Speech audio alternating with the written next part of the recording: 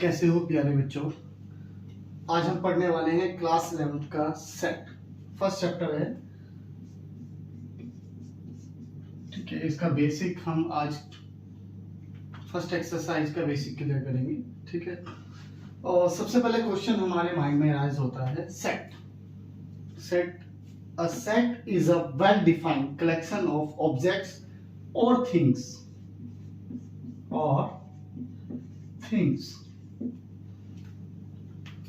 अच्छा, यहाँ पे ना एक चीज, ये वेल डिफाइंड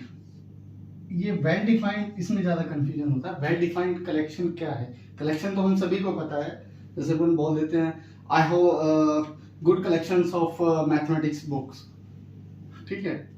तो कोई भी बोल सकता है I have good collections of, या I have collections of chocolates, ठीक है। किसी के बात वस्तुओं का, या हम बोल सकते हैं अलग अलग किसी भी चीज का कलेक्शन होना, ठीक है। समूह, एक इस समूह से हम बात कर रहे हैं यहाँ पे, ठीक है। संग्रह, इकट्ठा, हिंदी में बोलते हैं संग्रह करना, ठीक है। तो कलेक्शन से तो हम डेली यूज में यूज करते ही हैं, ये वर्ड तो सिंपल है, कलेक्शन, ठीक है। The main thing is that well collection क्या है यहाँ पे, ठीक है। तो हम कुछ एग्जांपल्स को देखते हैं ताकि हमें क्लियर हो जाए वेल डिफाइंड का मतलब क्या है। Sorry, the first one is collection of, कुछ कलेक्शंस, ये जो सेट हैं, ये कलेक्शंस ही सेट हैं, ये सभी के सभी सेट हैं, बट किस तरह की कलेक्शन है? Well defined. अभी एक बार एग्जांपल के थ्रू जाते हैं, फिर हम डिस्कस करते हैं वेल डिफाइंड होता क्या है। The first one is odd numbers less than 10, ठीक है। हमें पता है लेस देन 10 से नीचे के जो नंबर्स होते हैं, या तुम बोलते हैं odd numbers, odd natural numbers, और नेचुरल नंबर्स लेस देन 10, ठीक है। तो 10 से नीचे वाले जितने भी नंबर्स हैं, ऑड 1, 3, 5, 7, 9, ठीक है, इन सब का कलेक्शन मिलके क्या कहलाएगा? एक सेट कहलाएगा, ठीक है। Collection of various kinds of triangles, उसमें राइट एंगल ट्रायंगल्स भी आ सकते हैं, आइसोसेलेस भी आ सकते हैं, स्केलियन भी आ सकते हैं, ठीक है। तो collection of various kinds of triangles, all books written by Munshi Premchand, prime factors of 210 and the rivers of India. The well defined का मीनिंग ये है कि आप एकदम से देख के बता सको, ठीक है, whether the element belong to a group और नॉट। अब मैं कहता हूं the first one example, first वाला एग्जांपल ही अपन उठाते हैं। Odd numbers, odd natural numbers less than 10, ठीक है। Odd natural numbers less than 10 कौन कौन से आएंगे बच्चों? 1, 3, 5, 7, 9। और मैं बोलता हूं क्या 2 इससे बिलोंग करेगा? Let's say it is a set ए हमने इसका नाम रख दिया, ठीक है। सेट्स को हम हमेशा कैपिटल लेटर्स में रिप्रेजेंट करते हैं, ए बी सी डी या एक्स वाई जेड व्हाटएवर। तो क्या 2 इससे बिलोंग करेगा? आप एकदम से कहोगे कि नहीं, that means it is well defined, ये वेल डिफाइंड है, ठीक है। हम एकदम से बता सकते हैं कि क्या एलिमेंट इससे बिलोंग कर रहा है या नहीं कर रहा है, ठीक है प्यारे बच्चों। एग्जाम्पल आपने देख लिए, अब इसको और अच्छे से समझते हैं, ठीक है प्यारे बच्चों। Objects, elements, members of a sets are synonyms term. आप ऑब्जेक्ट बोल दीजिए, एलिमेंट बोल दीजिए, या मेंबर बोल दीजिए, तीनों का मतलब एक ही है। The element of a sets are usually या और represented by small letters A B C X Y Z ETC. जब भी हम रिप्रेजेंट करेंगे किसी सेट के एलिमेंट को, तो हम उसको स्मॉल लेटर्स में रिप्रेजेंट करते हैं, and sets usually denoted by capital letters X Y Z A B C. If A is an element of a set A, मान लीजिए बच्चों तुम्हारे पास कोई सेट है ए, और ए स्मॉल ए यहां पर उसका क्या है? एक एलिमेंट है। तब हम कहेंगे कि a belongs to a. This symbol, this is a Greek symbol, that means a belongs to, इसका मतलब होता है बिलोंग्स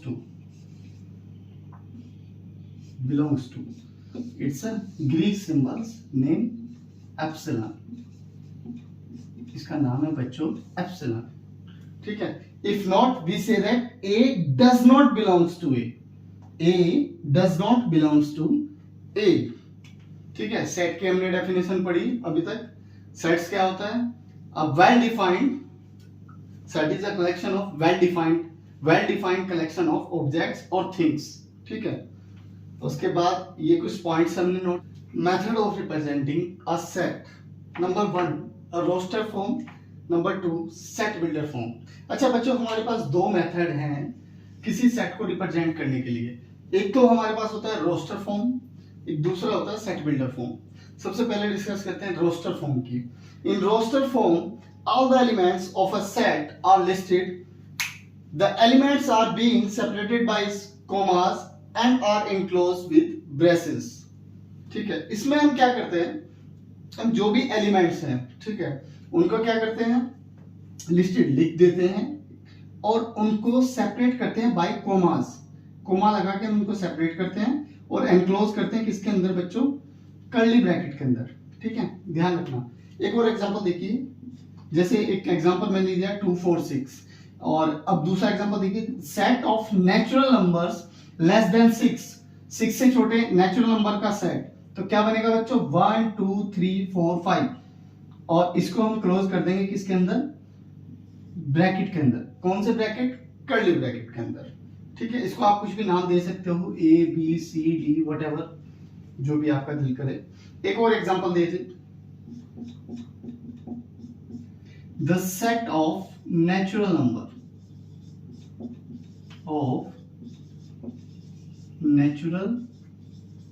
numbers। ठीक है, तो नेचुरल नंबर हमारे पास कहां से स्टार्ट होते हैं बच्चों, 1 से, 1 2 3 4। अच्छा, जब अब नेचुरल नंबर स्टार्ट होते हैं 1 टू इंफिनिटी, 1 से स्टार्ट होते हैं और चलते रहते हैं इंफिनिटी तक। तो इंफिनिटी तक तो अपन लिखेंगे नहीं, यहाँ पे हम क्या करते हैं, कोमा लगा के 2 या 3 एलिमेंट आप लिखेंगे, उसके बाद डॉट लगा देंगे कि ये कंटिन्यूअस चलता जा रहा है। ठीक है, ये जो डॉटेड है ना, डॉट डॉट डॉट, ये रिप्रेजेंट करते हैं कि ये इनफाइनाइट सेट है। ठीक है, इसके पास जो नंबर ऑफ एलिमेंट्स हैं वो इनफाइनाइट है।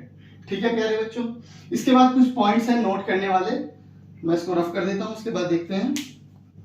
अच्छा, 2 मेन पॉइंट है जो हमें याद रखने हैं। Number 1, in roster form the order is in which element are listed is immaterial।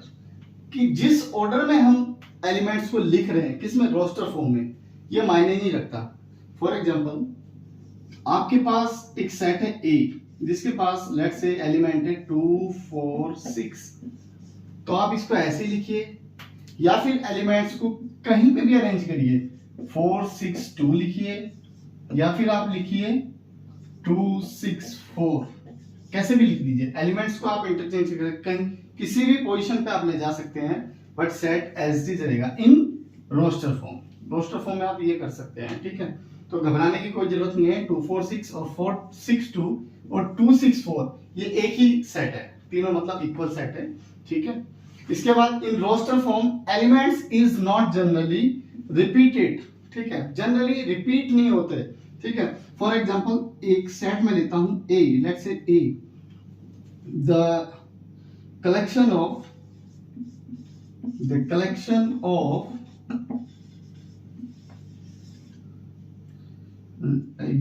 letters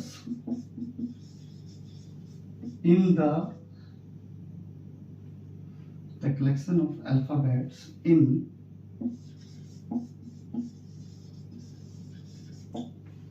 the letter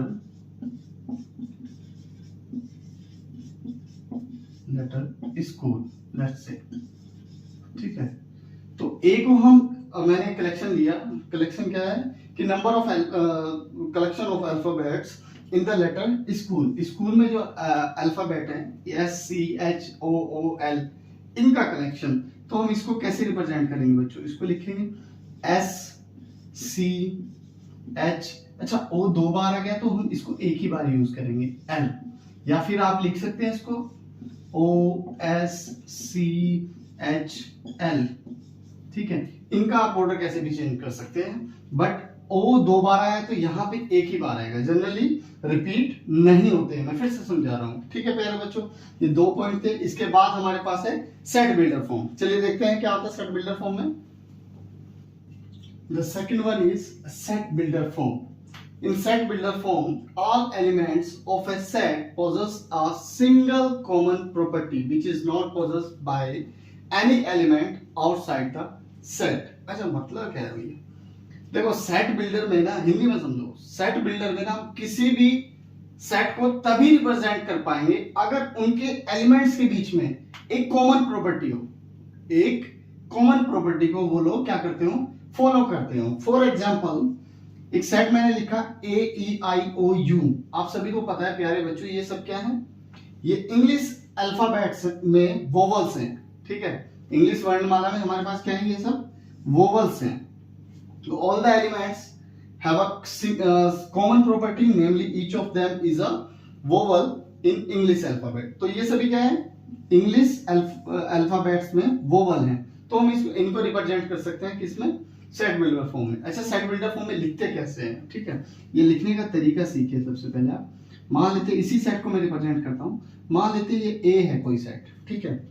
तो सबसे पहले आप कर्ली ब्रैकेट यूज करेंगे, फिर एक्स या ए या बी व्हाटएवर, चलिए मैं ए ले लेता हूं, सच दैट, ए तो चाहे यहां पे एलिमेंट है तो एक्स ले लेते हैं, x such that x is vowel in English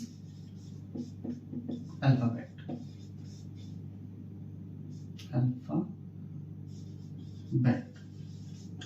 ठीक है। इसके बाद आप ये प्रॉपर्टी मेंशन करोगे जो दोनों के पास है। सबसे पहले लिखेंगे एक्स, एक्स एक्चुअली इन सबको रिप्रेजेंट कर रहा है, ध्यान रखना प्यारे बच्चों।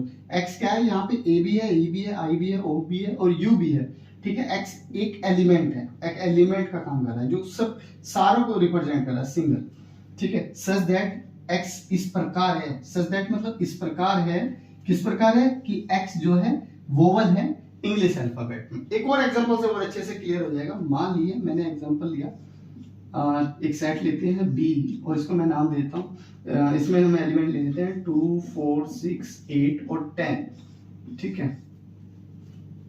तो इसको मेंशन कैसे करेंगे, आप सभी देख रहे हैं ये सब क्या है, इवन नंबर्स हैं, किससे छोटे, 11 से या 12 से, आप कुछ भी बोल सकते हो, ठीक है। या बोल सकते हो फर्स्ट 5 इवन नेचुरल नंबर्स, पहले 5 इवन नेचुरल नंबर्स, ऐसे भी बोल सकते हो। तो रिप्रेजेंट कैसे करेंगे सेट बिल्डर फॉर्म में, हम लिखेंगे X such that X belongs to N, N natural number है, ठीक है। या फिर आप ऐसे लिख लीजिए, बहुत सारे तरीके हो सकते हैं, ये नहीं कि आप जैसे मैंने लिखा आप भी ऐसे ही लिखेंगे, ठीक है। बहुत सारे तरीके हो सकते हैं, हर किसी का माइंड अलग तरीके से काम करता है। X is even natural number, even natural number less than 11, आप ऐसे लिख सकते हो, ठीक है। एक और तरीका मैं बता देता हूँ, चलिए देखिए, इस तरीके से भी आपका दिमाग काम कर सकता है। x such that x equals to 2n where n belongs to n, n natural number है, and n is less than equals to 5 and greater than equals to 1, ठीक है।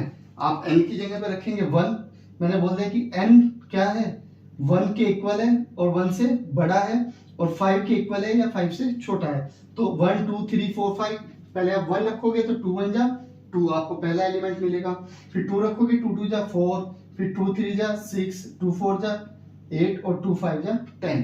आप इस तरीके से भी रिप्रेजेंट कर सकते हैं, ठीक है।